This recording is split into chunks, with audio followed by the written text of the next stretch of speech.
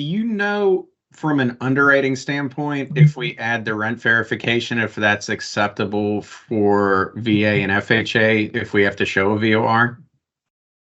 I've never had anyone have any issues. We make every single client add their rent. So we've never had pushback. We have a lot of VA clients that have come through. But no, we've never had any, and at least if there is an issue, we've never been told, and usually we are, because they're going to blow us up if they think we messed up their deal. No, because that would save a lot of time on the front end for us. Like if we know someone's going to be a manual underwrite, we can send them to you and say, hey, we're going to get your rent added so that we're ready to go and we don't have to chase it down later. That's huge. Yeah, and I'll give you guys all the links. So you don't even have to send, you can, but you don't have to send them to us if you just want to add their rent. Just tell them, click this button, put in your rent. It's so easy. So all they have to do, they put first name, last name, what's the address you live at, how much do you pay for rent, connect your bank account, and then there you go. The rent's added on the report. I mean, it's the simplest. They don't even have to provide a lease. If they click that, it's month to month. So. Oh, that's interesting. So they attach their bank account and then it automatically like verify it. Oh, that's cool. Have you ever had any pushback with people being nervous attaching the bank account, and what's the best way for us to, I'm glad you said that, because that tells us to prepare them for what you're going to be requesting, and everybody with, security, et cetera, is concerned about that. What's the best way to say that? Yeah, I mean, I haven't had any issues because it's just like, it's Plaid, like it's the same provider that's used with like everywhere where you link your bank account to look for something. So I think in the last 5 years, we've had one person that had a problem with it. I think nowadays people are just so used to it that it's just not much of a question, because it's not, all it's doing is identifying transactions. It's not like they see your bank account numbers or anything, Yeah, totally. Well, it's good for us to know that so that we can prepare them and have that conversation up front. And then it's, it's, not a problem there. So the algorithm, and you talked a little bit about this earlier, the algorithm is changing. And like every time we change, we do 2.7 or whatever, every time it's updated, it changes how we have to analyze things. And that's true for the credit profile and the credit algorithm as well. So I'd love to spend a few minutes just chatting about what's coming up and what we can expect as originators, how the algorithm shift will impact scoring. Okay, so this change is a big change. This is probably the biggest change you'll see.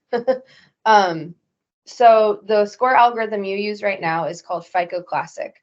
So what you may not know is there's a whole bunch of different FICO credit score algorithms, right? So you've got FICO Classic created in 1989, all the way to the brand new one that's called FICO 10T. So transitioning to FICO 10T, and then also adding in the option of using a Vantage score.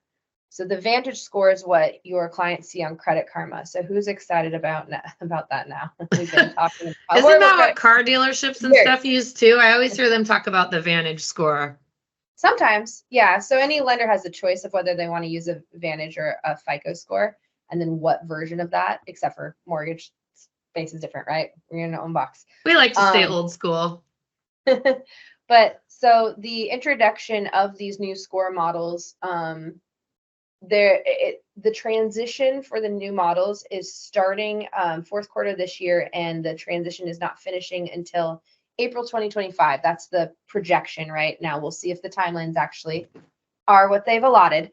But it's more than just transitioning to a new model. You're also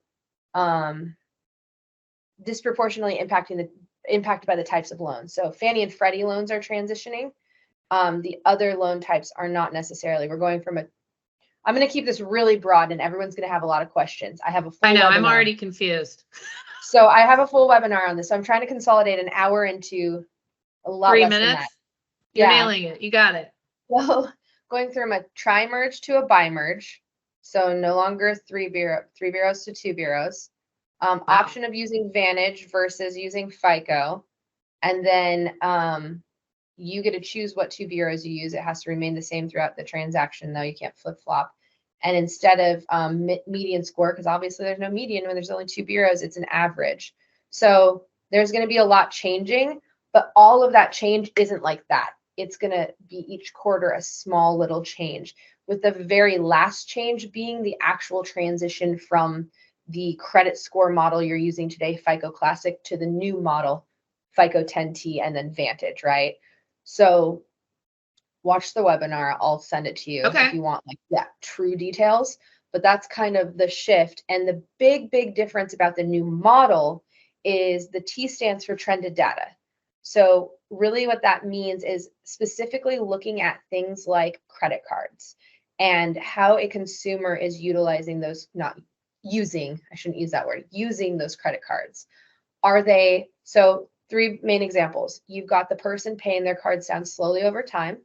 You've got the person that uses their cards every month and pays the whole thing off, but they might max it and pay it off, max it and pay it off. And then you've got the person who's, I guess there's 4 people. The person who's just paying the minimum payment and just sits at the same balance, and the person whose balance is increasing over time, right? They're using more and more and more. Right now, you pull credit today, whatever your balance is today, that's how your score is calculated based on today. The new model is going to take your average over the last 2 years and how you're using those cards to determine your score. So if you're slowly paying your cards down, your score is going to be higher in the new model than what it is today. If you're someone who pays your cards off every month, your score is going to be higher in the new model than what it is today.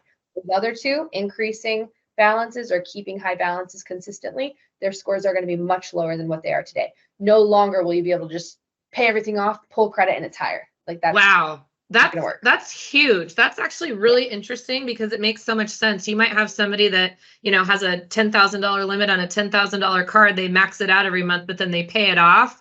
And if you pull it at that time of the month, right before they pay it off, and it's at 10 grand, you're at 100% utilization. That person in today's model